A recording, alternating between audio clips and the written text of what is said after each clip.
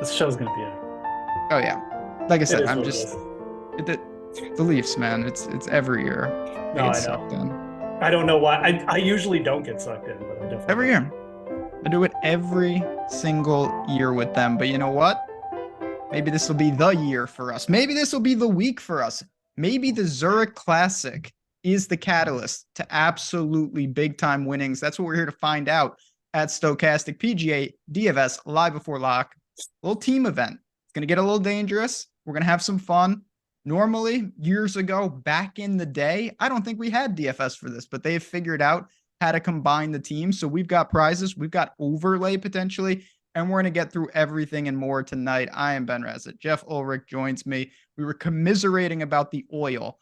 We may talk a little hockey during the show. All things are on the table with PGA live before lock. Sir, how are you feeling with game 2 on the horizon tonight? Yeah, a little anxious. I Yeah. felt, as feeling terrible as I was telling you Tuesday morning. But as the second game has come on, my confidence has grown a little bit. I think we'll be okay. But Oilers Kings tonight, basically starting right after this show, will be interesting. Oilers dominated game 1, should have won, but it happens, man. It's playoffs, and if they get out of this series now, maybe Skinner will have a little confidence. But hey, We'll see. We'll see. We're going to talk about the team play, the format, TPC, Louisiana, everything we got going on. But let's start looking backwards. RBC. It was right after the Masters. It was another big time tournament. I kind of felt like there was a hangover effect, not for the players, for me. Like I was trying to get into it. What a great board. What a great drama. Fitzy, an incredible shot to win it, even though I thought it was over multiple times. What were your big takeaways? Obviously, the board was littered with top end players. yeah, no, I mean, it's one of those things. There were so many people who like had decent finishes at the Masters where you could have pegged. It's like, okay, they're going to ride that momentum, and it was Fitzpatrick. And the people who were on him or whatever, it was definitely good score. I mean, like it made a lot of sense to bet him. It was another frustrating end to the guys I had on going, like Fleetwood. Im looked like I thought Im was going to post a number and at least get in a Same. playoff at one point. I just thought it was inevitable, and then he parred every hole in the back 9. Actually, bogeyed 18, so it was even worse. But then my guy Sahith, I mean, again, like just out of the clouds. I mean, just ripping off a big final round, getting there. So it was kind of up and down week for me. It was basically a complete break even week for me. I had one 6-6 lineup making a big move because of Thigala again in DFS, and he cashed in each way for me. So he saved me again, my guy. But I felt, again, you always feel a little bit dumb when you don't get on a guy like Fitzpatrick at a good number, but it could have been anyone, could have been Xander. And it was just Fitzy, who, again, proving that he's a class player, man. And good to see him over his injury, too. Yeah, it was good. It was a weird week for me. Again, it's all, I think, expectations based. Yeah. I had the right core. I had really good 6-6s, and they didn't do much on the weekend. I didn't get punished by any stretch, but I also thought I was really heavy on Xander, some of those guys that were all right there, and I just didn't have the right combo. Justin Sue was almost as good as a miscut. That was a big problem. Yeah. But overall, I was really happy with the tournament, with the week. And we kind of carry some of that over into again, it's a weird week, but it's a fun week. Let's start knocking down some of these things that we are going to talk about tonight. And we're going to start always. Rainmakers, sponsor of the show. They got a lot going on again. Doesn't matter if you're talking about this week, next week, going forward. This is a concept that if you want to get familiar with, you're going to get started with a free DraftKings Rainmakers pack. It's in the link below. There's no reason not to at least claim that. Check out what you get, learn about the format, and get that starter pack, because if you're building that, you're going to see more and more in the DK lobby. These are tournaments. There's overlay. There's opportunities. And if you're seeing, hundreds of thousands of dollars in contest prizes each week, you might want to take advantage of that and at least dip your toes in and see what you get, build out that portfolio. So I want to give a shout out to Rainmakers right there. And again, you can always claim that starter pack. The link is below. Simple as that. And then you enter your contest, you see what happens. All right. Now, let's see what we got going on here. We're going to talk about this course. The one good thing about the Zurich, again, there's a lot of craziness. We've seen this course. We know what's going on. We're in Louisiana. Talk to me about what you see and where we are this week. Yeah. This venue, if you're not familiar with it, or this event, I mean, it used to host just a regular stroke play event, so it's been on the schedule for a bit. Got some good course history with it, but it's a Pete Dye design. Par 72, plays over 7,400 yards, but yeah, I would label it as one of his easier setups, just in terms of just optics and how they set it up. The rough is never up here. There's water, but there's only water on 5 holes. There's quite a few bunkers around the course, but in general, I would say it's more set up for scoring. There's drivable par 4s as well. So I think good comparables, you think like TPC Scottsdale, maybe even just like a little bit easier. Yeah, I think that's a really good comparable. Even like TPC Sawgrass in some ways, but just without as much treachery around it, like it's one of those courses where we, even back in the day, we saw like 20 under would win it sometimes. And, the course can get wet here. It can get soft because of the thunderstorms, soften it up. We have seen players like Brian Stewart win here. We have seen, Kevin Kisner and Scott Brown go low here. So it's not really what I would call, a style dependent. It can very much just play in a shootout manner, and it's probably going to play like that again. So, again, putting, iron play, the most important. You can't be a disaster off the tee because there's a couple holes that can get you, but at the same time, you don't necessarily need to be like, the best player off the tee here either. Yeah, it's pretty forgiving rough. It's pretty generous fairways. There's opportunities to score. Normally, again, historically, it's not a place that we see like crazy wind, anything like that. It's not like an island course or anything. So it's pretty straightforward. We're in the South, Bermuda. You can really roll it on that surface. I think that's going to help. And again, Pete Dye is Pete Dye. We kind of know he gives you stuff to think about. He gives you some challenges, and that always lends itself to really good iron players. I think that's what you want. But talking about iron players, we're talking about what skills you need. That's only half the battle. So if you're just joining us and you've hopped in and you're not super familiar, this is not a normal tournament. This is a team event. So what that means, we're going to talk about the team format right now.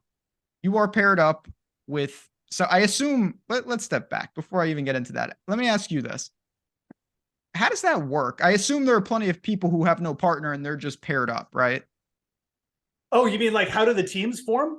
Yeah, like some guys clearly that you pick your partner, but I assume there's a bunch of guys in this field who are just matched up randomly.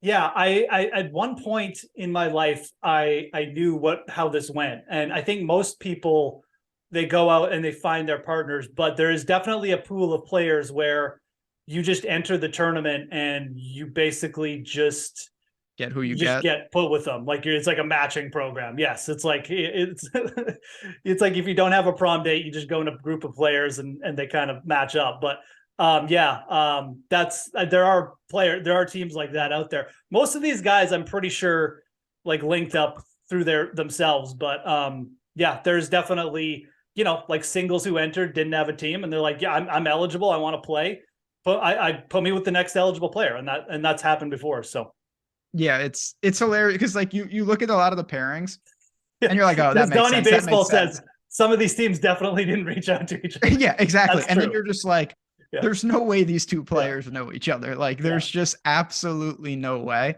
So I always find that hilarious, but okay, let's get back to the stuff that matters. Yes. So you were paired up with a teammate. Now we're talking about different formats on different days. One of the days, first day, you're playing foursome, your best ball. So if you and me are on a team and I drive it into the lake and I make a 30 and then you make a birdie, we get a birdie. It does not matter what I've done. You're going to see really low scores, obviously, because on every hole, you're getting 2 chances as a team. Then the next day, alternate shot. This is completely different. I hit a drive. If I drive it into the lake, you are now playing off that shot. You can't play your own ball. That is where the team chemistry goes into play. And I've asked this 5 times, and this will be the 6th. Philosophically, do you think it makes more sense in a perfect world to have a teammate that mirrors your skills, or to have someone like, I'm an elite driver and I can't putt, and you're a great putter who can't drive, and now we're a team? Yeah, I've always thought that it's like the mixing of skills that works better, because the confidence, and this is just, I mean, some of this is true and some of this has proven out, but like the confidence you get from seeing like Cameron Smith sink every 10-footer and knowing that you have a guy in Cameron Smith, it's like, okay, I hit a shitty chip here. Cam's probably going to hole it. I think that breeds confidence throughout the team. And it's the same. You had an elite ball striker here. It's like, okay, well, I hit a bad drive, like Luke List is going to stick this to 4 feet or something like that. So I think it does. I think the mixing of styles works. And if you look like Piercy and Horschel, I think is a good example. Horschel's a pretty solid putter. Piercy's a pretty solid iron player. They took it down. Thinking back, like the Palmer Rom. I mean, Rom is good at everything. So, I mean, I don't really know. That's just like one good player pretty much just doing everything. But certainly if you look at some of the teams that have formed, I think there's some credence to the fact that, these guys have confidence with each other and they blend styles a little bit. I think that's the better way. I certainly wouldn't want 2 horrible putters on the same team. That just feels like they get so down on each other quickly and there'd be no confidence there that could just be like a bad thing there.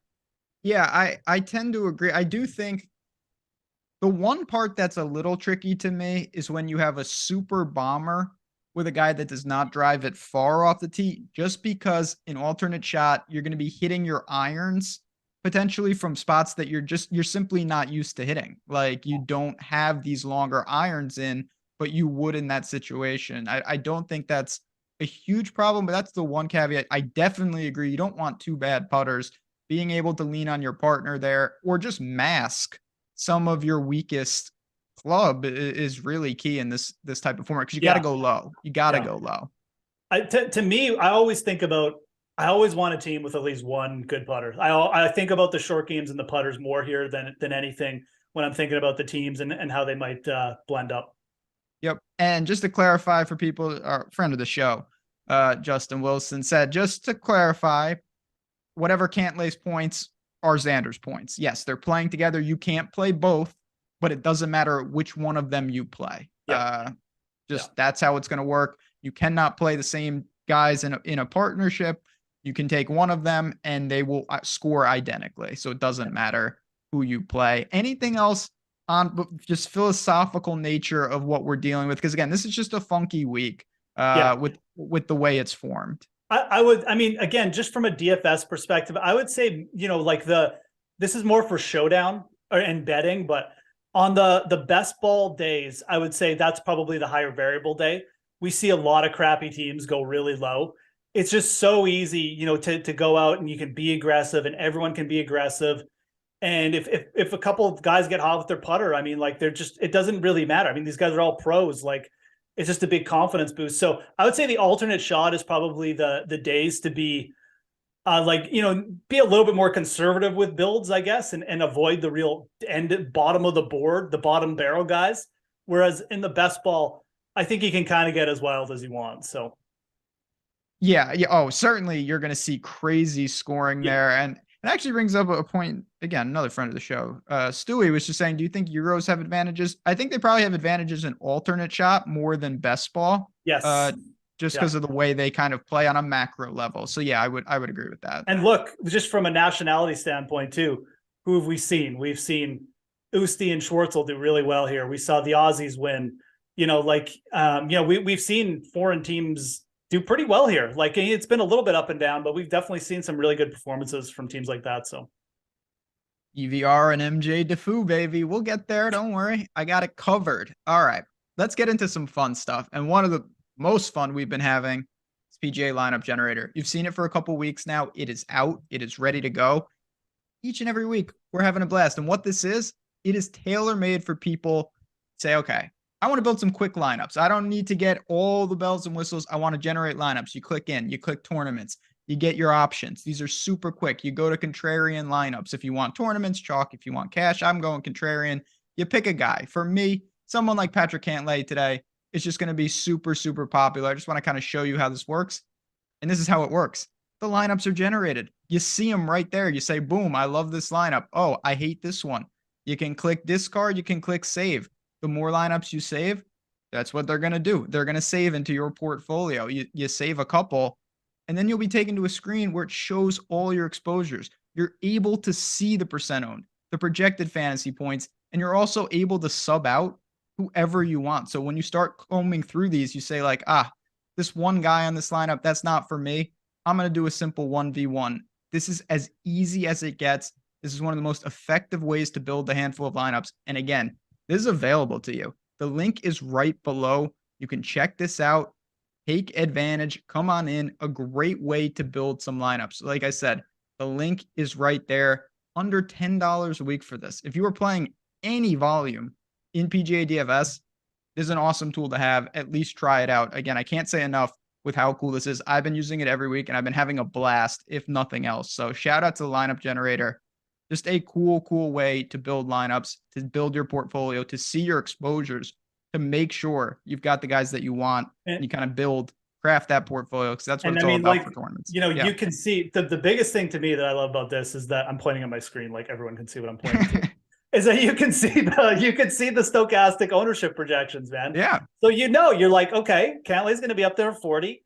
I obviously don't want another 30% owned team or something along with them. I don't want like 150% total ownership. So getting, that to me, it's so useful. So yeah, it's a great tool. Definitely give it a whirl at some point this season, guys. And it's just really good to use, to be honest. It is. It's really simple. It's clean. It's easy. And in 5 minutes, you can boom, you can build some lineups. Even if you're saying, you know what, I have my own process and I want to take this and build 10 quick lineups, throw them in the quarter arcade, whatever it is, totally worth it. Yep. But let's figure out, who do we put in these lineups that we're going to build with Lineup Generator that we're going to do in life? And it starts with Patrick Cantlay, who is going to be like 50% owned, 40% owned.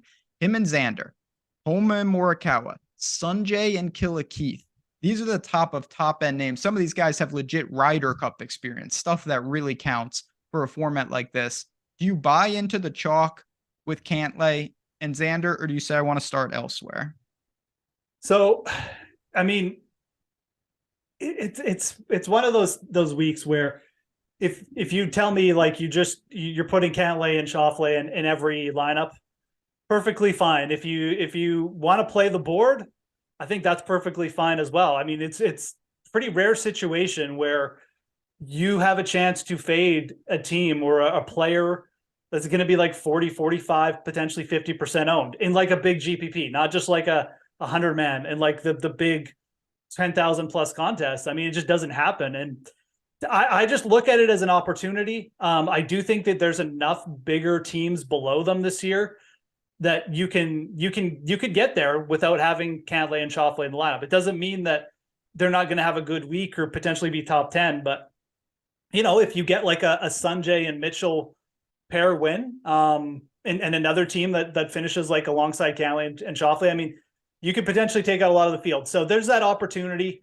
but certainly the method of just going completely overweight on them is fine. They are, I think, down to plus 300 favorites, which again is also unique because I mean, like even John Rahm at his peak is like plus 600 right now.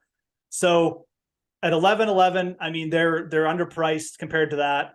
And it's just how you want to approach the week and really what format and what you're playing as well. Again, for me, if I was playing like a couple lineups in a big field, I would take a shot. I would take a shot at fading them and I would play the board and I would play the field. But for a bigger sample, you need to get some exposure. I mean, like I would be hesitant to go anything other than field average on them if I was playing like multiple lineups, like mass entry lineups. So agree. I think, listen, you got to know what you're getting into. I don't think there's a right or wrong answer. Cash, it's not up for discussion. I think you should start with them. Single entry, I think it's better to roll the dice because when you only have one team, most people are going to go there, and you're getting even more leverage. But if you have enough teams, I think it's pretty prudent to take a team that's like plus 400 to win the whole event. They're a good team for a reason. They're playing great golf. I have nothing to say other than I'm more than willing to take those pivots, though. I think Max Homa and Morikawa are very dangerous. I know they're not playing as good. I think Morikawa is closer. I think that the team format helps him because, again, he's the type of player for an elite player. He doesn't have the most well-rounded game out there. He's the best in the world at like one category. So maybe him and Homa can get it going. And then you mentioned Sanjay and Keith Mitchell, who is kind of that pairing you alluded to at the beginning. They kind of, Sanjay's well-rounded, but Killa Keith, he does some things that Sanjay kind of doesn't, and that's a nice blend. Absolutely. So, when I first looked at this event, I was just like, oh man, like there's no one here. But then you start to go down and you're like, there's actually some options. I mean, we got Tom Kim and Siwoo Kim. I think if anyone is able, just from a firepower standpoint, like just on paper, that you would kind of hold up to Cantlay and Schauffele, I mean, that would be the duo. So, I don't mind doubling up on some of these other teams below them, below Cantlay and Xander, and really kind of starting there. I think that, again, it's all about what you're entering, obviously, as we just talked about. But if you're creating that kind of lineup, that is what I'm going to do. I mean, I'm going to create lineups with two of these other teams. Certainly Sanjay and Mitchell, because they're probably my favorite. I love the fact they've both been over leaderboards since the start of the season. Mitchell, a couple top fives, Ims, a bunch of top tens, close again last week. I think they're just coming in with confidence, and a couple guys who, much like Cantlay and Xander, like wanted to break through. I mean, like that's kind of the state of the game those guys were in when they came here. They're just kind of sick of finishing fourth, and they just had a week. It feels like the same to me with Sanjay and Keith Mitchell right now. So like those two, and certainly my guys down there, Thigala and so much birdie potential there. Obviously, I think of the top teams, they have the most blow up potential as well, but I'm not going to fade them all together or anything like that. I'm not going to get off my guy here. So lots of teams down there to pick from. We haven't even mentioned like Horschel and Burns yet either. Yeah, that's where I want to go next. Cause again, I really have nothing to say. This is the type of week I'm not going to have this is just personally, I'm not going to have as aggressive stances just because I think there's so much variance already. Like I could really make a case for all the teams in like the top half. I don't think it's a week where it's like, because you don't know if one guy's not playing good, the other guy could just go nuclear in the best ball, and it doesn't even matter that guy's, will get exposed an alternate shot a little bit. So of course, the Eagle has got the firepower. We mentioned Tom and Siwoo. So Sam Burns and Billy Ho.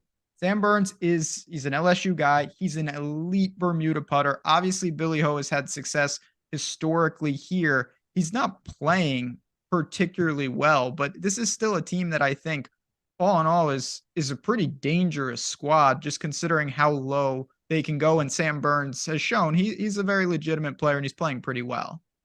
Yeah, Burns is I mean, I'm just afraid to fade Sam Burns pretty much on a week-to-week basis at this point. I certainly think you can make an argument for it. Again, it's the team format. Billy Horschel has really not been playing well at all in pretty much any facet. He's been going through swing changes since the start of the season. Burns is volatile. I think there's a pretty good case to fade them. If they were a little bit more chalky, I would certainly probably have a bigger stance here.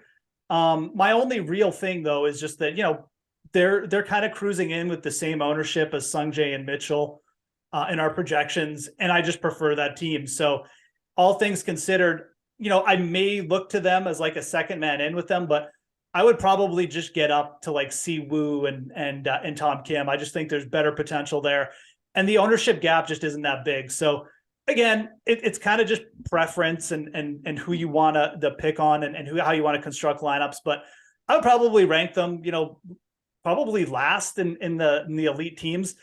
I mean, you could certainly make the case they have a better floor than Justin Suh and Sahith, but I just like the upside of that pairing too much to really rank them below. So yeah, Burns and Horschel I'm not huge on, but like you, I think it's just a good week to think about more construction than necessarily like taking hard stances on players because of the format. So yeah, this is elements of like kind of match play or no cuts, where I'm like, I don't really care who I play. I just want to be unique and I want to be different. Let's round out the top tier with the last couple teams in the 9K. I think Wyndham Clark and Bo Hostler is pretty interesting. I actually bet them 25-1. Don't mind that. And then a team that you kind of, again, you've mentioned this. Taylor Montgomery is a specialist. He is one of the best putters in the world, and he's paired with Kitayama, who's obviously a player. So you have teams like that who are still in the 9K range. You've also got Buckley and Spawn and Rye and Lipsky, 2 Euros in terms of Euro Tour experience. What caught your eye as we kind of round out the top tier? Again, like it is really hard to decipher what these teams are going to do, because I can sit here and make a case for every single one of these teams we just mentioned. I mean, I love the Lipsky Rye pairing from a optics standpoint, but Lipsky's kind of been terrible Rye is very up and down with the putter, so that scares me. I would probably rate them like last here. I really like the Buckley Spawn pairing. Buckley's been tearing the cover off the ball. Spawn is just a birdie machine when he gets going. I think that the playing with Buckley is going to give JJ Spawn some confidence. Spawn's been in this event a few times before too, so I do like those two. But I like the best pairing of this sector is Kitty and Montgomery. I mean, Kitty is a top 30 player. Montgomery's an elite putter. If Kurt Kitayama brings like the A game here, I mean, these guys have as much talent as basically any of the top teams outside of maybe like Cantlay and Xander. So they're dangerous. Like they're not a team I'd want to fade. I'm not super bullish on them because Kurt Kitayama's missed 2 cuts and Montgomery missed the cut at the RBC last week, which I think is a bad sign for the state of his game. But the talent with those two in a team format seems to be kind of through the roof. So I don't know. Again, I'll go Buckley and Spawn as my favorite here, but see the value in all those teams. Yeah, I kind of echo it. Certainly, you can make a case for. I think there's an element of dealer's choice. For me, I think Wyndham Clark and Beau Hossler would be my favorite, and I'm most concerned about Lipsky and Rye only because I've had some interest in Lipsky as a upper 6K, low 7 guy, last man in, and that's not this. He is priced with a very legitimate player and a very legitimate part of the bracket, I guess you could call it. And I just think he looks a little out of place, to be honest. I think almost every player on every team is playing a little better. So I worry about that. So for me, if I go balanced, I could definitely envision a scenario, and that's kind of where I want to round out the top tier. I'm comfortable starting teams and getting wacky, like starting with, someone in the 9K range and go really, really balanced. Because again, you're not, it looks like you're dodging more names than you're not dodging Cantlay and Xander. You're dodging Cantlay and Xander together. It's not, you know what I mean? Yeah. Like it looks worse than it is. Yeah. You almost lost me there for a sec, but it's Mega Mind Genius concept over here. It's true though. Yeah. You're fading one team instead of 2 guys. It's true. I think the 9K range is strong enough. I mean, going through it again, like I didn't mention Clark and Hosler, but certainly if you pair them with Buckley and Spawn, or like you take a stance on Kitayama and Montgomery and you pile those two, we can go down the list. There's good values in on some of these other tiers. And you can certainly, again, you can play styles here. I mean, you could play like the young American teams who have a lot of power, like Clark and Kitayama and Montgomery, or you could play Euro styles where you can go down and grab some of the value with the Euro teams as well, more of the team format, play guys who are more comfortable together. You could certainly look to stack that way, but I think you can start here for sure. I mean, we're basically talking about one elite team, very elite team, and then 3 or 4 teams who are good, but certainly have some faults against them. I think that there's enough reason here to think that we could get a winner from this range as well. So yeah, it's a format where we've seen a lot of favorites get through, especially in the last couple of years, but I don't think that it's to the point where we need to just start, thinking that we can't make balanced lineups at all. No doubt about it. And let's talk more balanced in the mid-range. We get the mid-range started with a team that I love. I think they're the poster child for blending skill sets, and that's Joel Dahmen and Denny McCarthy. I mean, come on. His ball striking I consider Denny McCarthy the best Bermuda putter in the entire world. So I like what I see there. Harris English and Tom Hoagie kind of has that as well. So these are teams that clearly don't have the talent of the top teams, but maybe they have the kind of skill set blend that we're looking for. Yeah, and again, like when we're going down here, I mean, it gets a little bit more dicey. Like as we go down the list, there's a few teams where I don't feel great about. My guy Davis Riley is down there, but certainly Damon and McCarthy, and I think English and Hoagie are really good teams. I mean, like I would not hesitate to use them in any kind of build. I love the Danny McCarthy. What I found interesting going through this, Joel Dahmen has played well with a couple different partners, and I just think he's a good partner. Like he's very relaxed. People have fun when they're around him. And I also think Joel Damon is the kind of guy, this is kind of more of a narrative thing, obviously, but where his game will get elevated in a pairing because, he's out there being singles and he's talented and maybe he doesn't give it his all or he just doesn't believe in himself enough. But I also think he's the kind of person who he wouldn't let a teammate down. He's not going to come and be like, get down on himself in a team event, whereas he might do that in a singles sometimes. And I think pairing him with a guy like Denny McCarthy is going to give him a lot of confidence. So I, like you, see this as a very, very solid pairing for both players. McCarthy needs someone who can just strike the ball, be consistent, and just set him up, hopefully, in the alternate format. So, I like these two quite a bit. I bet them. I found a nice number of 45-1 as well. So 45. All over those guys. And I don't mind Hoagie and English either. English is a little bit more up and down, but certainly can get it rolling on the greens. And Hoagie, pretty much just like Joel Damon. I mean, just an elite iron player. So I really do agree with that. For what it's worth, for the narrative,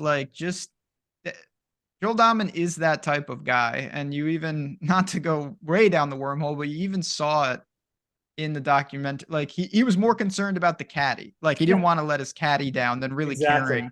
And there's 100% an element of when you're playing in something like this, there's going to be some shitty stretches, and just being with someone like that really does help. I think chemistry, anyone that's played team sports knows that chemistry, and we see it with caddy and player, and with this teammates that have played together, makes a big deal. And there's no doubt that Joel Damon's a great pairing for whoever he plays with. He's that type of guy. And I think Denny's a great pairing for him, which is equally important. We start to get a lot of it, and you're going to see this. You mentioned international, like Adwin and Nick Taylor are playing together. Fitzy is playing. This may be the most fascinating pairings because most guys, I think, feel overpriced. Matthew Fitzpatrick is clearly underpriced. There's no doubt. But Alex Fitzpatrick probably is overpriced. What do you make of the Fitzy brothers? Because we know one of them's a world-class player. Yeah. And we don't really know much. I don't know much about his brother, who I hear is pretty talented. Yeah, no. And look, I'm not going to pretend like I'm the Alex Fitzpatrick whisperer or anything like that. I will say this. He's playing on, like the minor league tours over in Europe. I don't know what to make of this pairing, to be honest. I'm kind of just of the opinion that just out on them. There's too much unknown with Alex Fitzpatrick. And really, have we seen Matthew Fitzpatrick at this event before? I don't even remember. So certainly a guy who's got Ryder Cup experience, has never been like an elite Ryder Cup player though. So I don't know. I'm kind of out on this brother thing, to be honest. I think that at 8,200, I'll let other people take the shot there. There's a couple other teams here that I think are just give you a little bit more solid floor, and I think have similar upside, because I just don't know what the overall upside of a team with Alex Fitzpatrick is on it in a PGA Tour event. So I'm pretty much fine just fading them, to be honest. I know some people are on them, and they kind of like the idea, and this could be Fitzpatrick's coming out. I look at this as just two guys probably just gonna have fun, and his brother's out on tour, and the end result may not be that big a deal to them. I tend to agree. I just, at the end of the day, even if Alex Fitzpatrick is a pretty good player, I don't consider him better than PGA Tour regulars, and everyone around him is a PGA Tour regular. People say what you want about Lee Hodges and Robbie Shelton. They play on the PGA Tour every week. They're out there. I tend to go with what I know. Alex Fitzpatrick might be amazing. I have honestly no idea. I know that Lee Hodges and Robbie Shelton are pretty good. I've seen it. They're playing good golf. Shelton's an Alabama guy. I like that pairing. I think they're a really good tournament play. A little popular for my taste, but still, I still think pretty interesting. I want to say Chesson Hadley and my guy, but man, Hadley scares me a little bit as we kind of round out the 8K options. I like this pairing quite a bit. You should be scared of Chesson Hadley, first of all, but what do we see with Chesson Hadley every year? Chesson Hadley makes his money in like 3 starts. because he goes nuclear on the greens or with his irons, and he gets like a third place, or he finishes like 8th at the Wyndham to save his card. It's basically what he's done for 3 straight years on the PGA. And I like this for him because he's paired with a guy in Ben Martin who, again, like if you're Chesson Hadley and you look over and Ben Martin's just like, hitting it to like 10 feet, sinking putts, he's playing well. This is your opportunity, man. Like, this is a big opportunity for Chesson Hadley. Both these guys have won before on the PGA Tour. Hadley hasn't been that bad either. Like, he's been gaining a few strokes on approach, I think, in his last start. Like, he's been a little bit up and down, but that's just kind of the style of his game. So I don't really fear them. I actually really like this pairing. I think it's a good pairing for both of them. Ben Martin has been good here too. I think he was a first round leader here, like in his like rookie season or something. So a good Pete Dye player. I like this from Ben Martin. He's got a volatile teammate, but we're in the 8K range. And I think Hadley is the kind of teammate that you kind of want. If he shows up and his putter gets hot, man, like this team could really go low. So I like them quite a bit. Certainly the floor is a little scary, but yeah, I like the way Ben Martin's playing. I think this could be an opportunity for both of them. Yeah, I mean, again, this is where you have to open up and kind of just say, okay, it's a new format. It's different. It's kind of free. Like some of these teams are going to shoot 10 on like crazy good scores. And if there's one thing that a guy like Hadley can do is score. I mean, how many times has he been 8 under through 12 holes and he can't sustain it? He is that type of player. So I get it. As we work down in the mid-range, Detry and Victor Perez, I don't mind that pairing. I just think they're over-owned. They're projecting to be pretty popular. And I'm not a huge Victor Perez, not fan. It's not that I don't like him. I just don't think that it translates to this type of format where you have to shoot like 30 under. I'd rather play Holgard and Thunder Bear is here. Another interesting Euro pairing as we open up the 7K range. Yeah, I pretty much dead on with you. For DFS, if you want some exposure to Detry and Perez, you can just go bet them. I think that if you're going to play in DFS, play the Danes. They should be lower owned, and though both of those guys can go super low. Thorbjorn Olesen can just light up any course. He could also come in here and shoot 77 or something. Easy.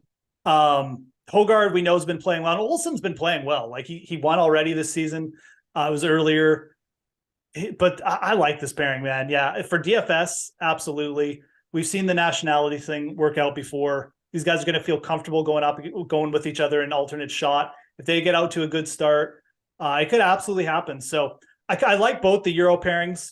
Detry and Perez, though, are definitely going to be some of the highest owned on the board, which kind of sucks. But again, you can get a little bit of exposure on the betting side. And what I'm going to do is I'll probably throw a little bit of money tonight on Olsen and Hogard as well. But I definitely will be like using the Danes and the DFS side. As we work down, just going to throw a couple more pairings out. Ben Griffin and Ryan Gerard are together. Will Gordon and Davis Thompson. Harry Hall and Batia. I mean, again, these teams have massive risk, but some of these type of teams are going to threaten the board. Yeah. God, what has David Thompson been up to? Not much. He was looking solid. I think that there's enough there with Will Gordon and his potential and just what we've seen from Davis Thompson as a player before that you could give them a look for sure. Gerard and Griffin, I'm a little bit meh on. I mean, I just don't know what Gerard is really. I like the idea, the Batia Hall pairing. Harry Hall's a really good putter. He can go low. That group feels like in best ball they could shoot 60 and then they'll just blow up an alternate shot. That wouldn't shock me at all if that happened. Like if Harry Hall and Ashgay were like leaders after round one and like missed the cut, I wouldn't be overly shocked. That team could absolutely go nuts in best ball. So maybe a good first round leader bet too. But I like for DFS, that's fine. I mean, if they can sneak through the cut, they got a lot of birdie potential on the weekend with them. I think the Gordon Thompson one probably interests me the most. I think they have a solid floor with Will Gordon. If Davis Thompson's putter shows up like it did at the Amex, I mean, that team could certainly get in the mix. So interesting group. Pick your poison, man. I don't know. I think that's just, honestly though, it is a pick your poison week, and that's okay. I know a lot of people don't like that, and it does make for kind of bizarro, like where we're just like, do whatever you want. I think there's an element of, it's not do whatever you want. It's identify teams that have reasonable paths to get super lucky. And if you get super lucky with some of these teams, I think the result is legitimately a top 5. Other teams, if you like, not to rip on like watch Steve Stricker, like Steve Stricker and Zach Johnson. I don't get that at all at 7,800, to be honest. No, I mean, I just breezed right past them. Just like why? Even like Justin Lauer and Dylan Wu too. Like I think they're live to do something, but they're not what I'd call like at 7,800. I think they're also a little bit overpriced. I mean, like I know they were good last year, but I think that's probably lightning in a bottle. I mean, I'd be surprised if it happened again. I think there's just better teams under them. So we can still identify teams that are overpriced too, right? But I think when we get to like certain ranges, like in the 76K range, 7,600 range is perfect. There's 2 or 3 teams there where it's like, okay, I mean, there's potential there. And you just kind of pick, I don't want to say flip a coin between them, like you said, but it's kind of, it almost feels like that, right? With teams like Gordon and Thompson and Batty and Hall. So, and the beauty of those teams, for the most part, you're not going to be overly leveraged. You can take a healthy percentage, and that can do the trick. Some of them could creep into the 10 to 15% range, just looking at our ownership. But all in all, you're going to be able to take some flyers in this range. Let's work down it. But before I do, I actually want to bring up, you've mentioned a couple of times, potentially good bets. And I certainly over on Odd Chopper Golf put out some of my bets, my outrights, and I'm going to be looking for some matchups, things like that. If you are betting, and if you're fortunate enough to be in the great states of Colorado, Ohio, Virginia, or New Jersey, it means you got Bet365. It means you're pseudo-Canadian, and you can play on Bet365. You can take advantage of their offer. And their offer right now is the best in the industry because it's just sign up, deposit 10, and claim it, which means bet $1 and get 200 back in bonus bets. It's that simple. $200 right in your account in bonus bets. You got to be 21 plus. Play responsibly. If you have a gambling problem, call 1-800-GAMBLER. But man, those 4 states right now, it's a great opportunity to build your bankroll. You take that money, you can really turn it into something special. I've seen it a million times already. It's just a great deal. Simple as that. You play on Bet. You got each ways. You got all sorts of stuff on Bet365. No, great interface on Bet365. And the each ways, again, if you can get each ways on Bet365, depending on what district you're in. But for me, I used them this week on 365. I took top 8 each ways on Bryson and Thomas Peters for the live. So in Australia, down in Australia, okay. But look, Thomas Peters was like 33 to 1. I like that number. I think he's getting more comfortable there. He's just a player who, again, get a little top 8 insurance on Thomas Peters. That's perfect because if he gets a little hot and he breaks a club or something, he'll still probably finish the top 5. And then Bryson at 55 to 1. I mean, I don't know. It just, the number seems ridiculous for the talent. He had some weird sinus surgery, seems to be recovering. He was 16th in the last live event. We just need him to go like a few places more to get that each way. So that's what I threw out there on the old 365 for live this week. Last team in, Gordon and Thompson or Batia and Hall? I'll go Gordon and Thompson. I would as well. Yeah. Of the 4 players, it's hard to say. I trust Will Gordon the most, and I think that's what does it for me. Yeah. Yeah. All right. Let's work down, again, more names. Liston Norlander, I think, is a pretty not great pairing. Callum Shinkwin is here with Matt Wallace. That's kind of interesting. Yeah, that is interesting. Vincent Norman and Matthias Schwab. Okay. Oh, yeah. Zach Blair and Marty Dew. That's a real strange pairing. Not the best skill set. Higgs and Smotherman. Benny On and S.H. Kim. Mega chalk at 71. Yeah. Yes. I don't get that price at all, but they're going to be really popular. Just keep that in mind. It's a bizarre price. I mean, like bizarre. S.H. Kim has been making cuts all season. He's got some like top 20s. Benny End is coming off a T3. Like, what are we doing here? Why are they behind like Sig and Garnett? I don't. They could be $2,000 more, and I wouldn't say anything. It's an absolute bizarre price. So yeah, they're going to be mega chalk down here. I don't even know what you do with them. Like I think you just, again, like it's not like Benny and SH Kim aren't Cantlay and Schauffele where I can just say, oh yeah, like you absolutely have to have them. I mean, these guys could just, it's Benny Ann. I mean, like he could legitimately be a disaster off the tee and miss every 5-footer, and they could miss the cut by 5 strokes. So, but the pivot options down here are also a concern, right? Like we're so low where it's like, do you even have a legitimate team to go to? Higgs and Smotherman interest me a little bit because Harry Higgs has been playing well, and I don't hate that pairing. But like Cole, where else are we going here? Tway and Kraft? No. I mean, no. I mean, Streb and Merritt. Streb and Merritt actually is semi interesting, but Sam Saunders. Yeah, our guy Sam Saunders. He's playing Cole. That's probably it. I mean, I don't. 2 straight top 10s on the Corn Ferry Tour for Saunders. We saw obviously earlier in the year flashes from Cole again at the Honda Bermuda. I think that's the preferred pivot. Clearly, Benyon and Kim are the most likely team down here to make the cut. But it's still like this is a murky range when you're talking about condensed ownership.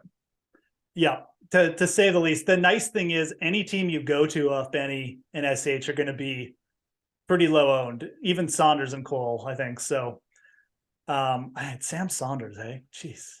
Yeah, man. He's starting to get it together a little bit. I know. No, hey, look, I'm glad. I almost hit Sam Saunders the Barracuda a couple of years. Like I welcome Sam Saunders' return to the PGA. Let's talk about some salary savers. Let's get to the 6K range. You got Chappell and Duffner, who I think is another mega mind genius pairing. Chappell's playing really good. Duffner's making weekends. The Gribbler is here with Paul. I don't know if I can do that. This is where Gribble's really played well too lately, though. That guy.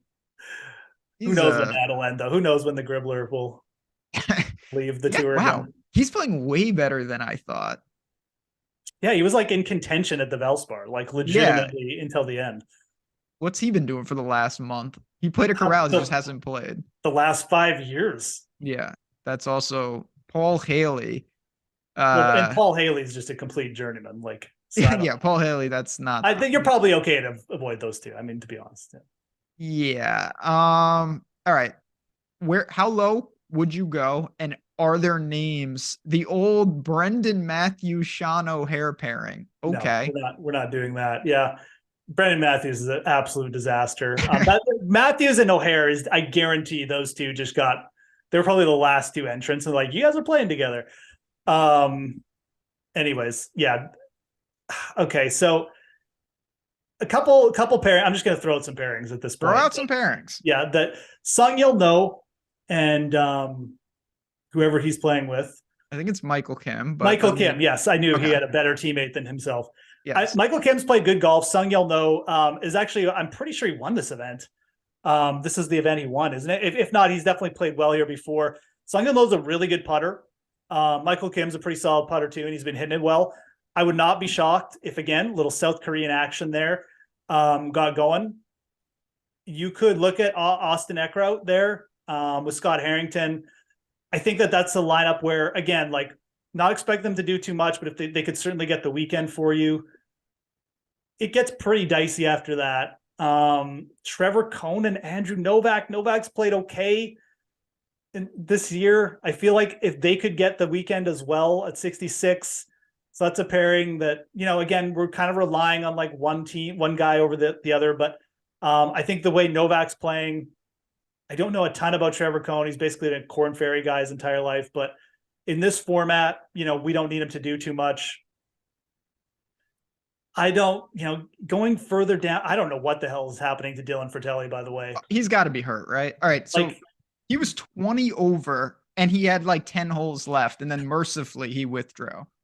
That was hard to watch. Like, not that I was watching him specifically, but just on the leaderboard. Like, he had, and I'm not exaggerating, he had 0.5 DK points when he withdrew. He almost got negative points through 36 holes. He probably would have if he stayed in. Impressive. That's hard to do. No, it's That's like very me at the rare DFS feat. Open. That's bad. Yeah. Let me tell you. My favorite pairing down here is definitely Lingworth and Blixt, 6,300. We got the nationality thing going on. We got David Lingworth, who's played well. Blixt has been, Blixt won this event. So, like right off the top, he's done well here, but he had a top 10 on the Corn Ferry a few starts ago. He hasn't done anything since then, but certainly a guy around the greens and putting wise where, he's just a good teammate too, I think in that regard. And I think that's already shown through. So yeah, I think Lingworth and Blixt are actually a little bit underpriced. Not much, but a little bit. And I think Lingworth, and when you look down here and you just look at the players, Lingworth is easily the best player you're looking at under 6,500. So right off the bat, you just need to have a little bit of interest in his team. And I don't hate his partner, especially with the sweetest connection. So I think they're very playable this week, to be honest. There's not much down here, so I can't push back. I would say, and I don't think a lot of people are going to do this, but I would caution people if you're trying to jump on Jimmy Walker, who's playing good golf. DA points to me is just not a partner that is acceptable. What happened there? Like why Jimmy That's Walker? a tough scene. If you want a true from the clouds team, just on gut feel, I think that Scott Brown and Richie Rurinsky, Richie Rurinsky he's flashed in this tournament. He's not playing overly good by any stretch, but he's playing fine. He was 27th at Valspar, making cuts here and there, and Scott Brown can play. They can get crazy hot. I think if you see them 6, 7, 8 under tomorrow, don't be surprised. Yeah, look, Brown almost won this event a couple times with Kevin Kisner. So much like Blixt, just the experience factor, I think that alone makes him a play down here. Like we're not talking about the high 6 game. We're talking about almost the min price. I think both Brown and Blixt get a little bump for that for sure. There's nothing. There's nothing else to look at, is there? No Chad Collins action. I got one last thing, and then we're gonna build a team. If you can find it, and you can double check this if you want, but Michael Thompson is playing from what I heard with a guy who's not really a golfer. He shot 40 over at the qualifier. Yes. If you can find head-to-heads or matchups against that team, I would suggest shorting them because I think there's a real chance, particularly on alternate shot, that this guy can't really do anything. What is the story on this guy? I read about I don't know. I saw a tweet. I want to say it was from Monday. Hugh Qualifier, just a fantastic follow. This guy is just he's played in some outlaw tour-esque things, I think, and I'm probably putting it mildly, and I don't think they went overly well. I think he's by far the worst player in the field, by far. Yeah, there's not even a question that he's the worst player by far. That's a great idea to find some matchup bets. Particularly on alternate shot. When he is, okay. Amin is a 43-year-old sponsor invite who has played 26 G Pro Tour events last 3 years with 0 made cuts. He shot 42 over at Canadian Q School this year. What are we doing here? Why? I don't know, but I would. I hope that they win, so this guy's just on the tour. That would be hilarious. But Michael Thompson just blacks out for 4 rounds. That would just be peak everything. But if he doesn't, I think shorting them in alternate shot is an easy way to make money if you can find it. Fantastic suggestion, man. Yes, if we can find lines, we'll see. Anyway, all right, let's build. Let's get dangerous before we get out of here. What do you say, Jordan Klein, man behind the glass? While we're pulling that up, I know it's only the ride or dies this week, and that's totally fine. If you guys want to show the support, hit that like button for us. Really helps us out. We're building something here at Stokastic. We're gonna be at 100,000 subs soon enough. It's all because of your guys' support. We appreciate it. We appreciate it. It's crazy on Odd Chopper as well. It's a race to 100K between our two channels, and we appreciate you guys. All right. This can be a weird build. Let's see what happens. Where are we going first? Okay. let's just keep things simple to start. I like Sung J M and Keith Mitchell, so we'll start with them. Sungjae Im and Keith Mitchell, a great pairing. I'm going to keep it very simple right with you. One of my favorite teams, and it sounds like yours as well, is Joel Dahman and Denny McCarthy. Right. I want them in all sorts of builds. They're not overly expensive. They're just a great play this week. So I'm going to go with the Denny McCarthy pairing. Okay. So we got Danny and we got, sorry, I'm just adding up our chat. total salary here. Below Goya. That is a hot take. I like it. Goya, hey? Okay. Who is he playing with? Oh, we're below. Oh, yeah, Yeah. that's actually, Okay. that's not Okay. bad. That's what we're here for. That's the kind of stuff we need. Yeah. I'm going to throw a little bit of variance into the mix. Let's go with the Danes. Let's go Horgart and Olsen at 7,900. Thunder Bear dodged prison. Now he's back doing some things. All right. Very good. Like, I didn't ask you during the show. Just quick. Do you think EVR and MJ Defoe are playable? Oh dear God. How much are they? They're 75. I don't think you need to play them at 75 personally. I'm going. They're not like egregiously terrible, but I you know what? We're not going to use Cantlay and Xander. I think we don't need to get crazy at all the spots. I'm going to put in Benny on. I think they're the most reasonable, lower price team. We're still going to have 2 spots to get creative. You don't need to dodge all the chalk. And for me, this is the type of build where I still want exposure to them because they're clearly underpriced. Look, if we don't use Cantlay and Shoffley, you have a unique lineup anyways. So it's not. Yeah.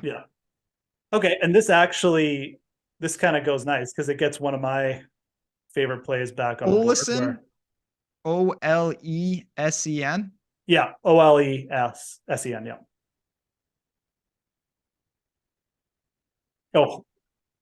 Hogart. HOJGA something. Yeah, there you go. Yeah, Rasmus or Nicholas. Byung-Hoon An. Hunan. It gets you every time. We use them every week, Jordan, and it screws it up every week. And he screws up the lineup every week. Yeah, it's a sign. When it can't even get him in lineup builder, it makes it's kind of a sign from the gods. But I love Benny, one of my favorites. All right, where are we at now? This one's gonna be easier, Jordan. Don't worry.